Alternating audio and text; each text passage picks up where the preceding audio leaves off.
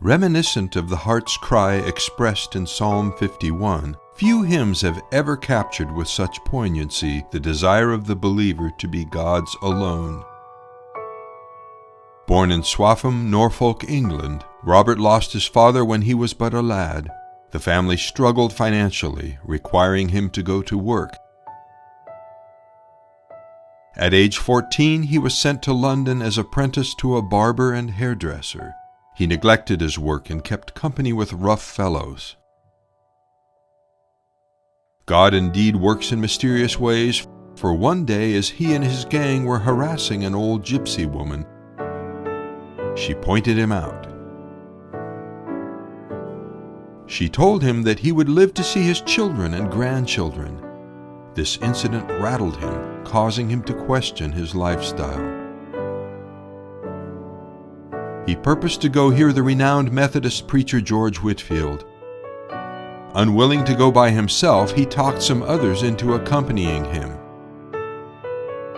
with the avowed purpose of heckling the preacher. As one would imagine, he came away under great conviction of his sinfulness and need for God. 3 years later, at age 20, he made his peace with God and set out to become a Methodist preacher himself. 2 years later, in 1757, he penned the words to this now famous hymn. Regrettably, he was indeed prone to wander, for he eventually became involved with Unitarians under Joseph Priestley, denying Christ's deity.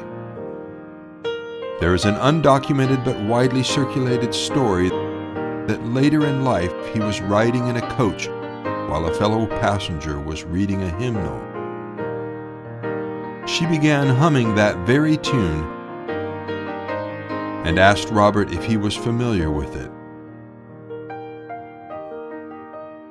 "Madam, I am the poor unhappy man who wrote that hymn many years ago, and I would give 1,000 worlds, if I had them, to enjoy those feelings I had then."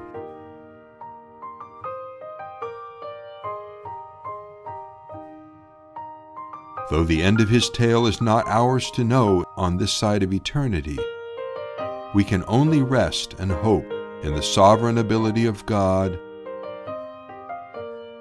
our fount of every blessing, as well as His, who is able, in spite of our tendency to wander, to cause us safely to arrive at home.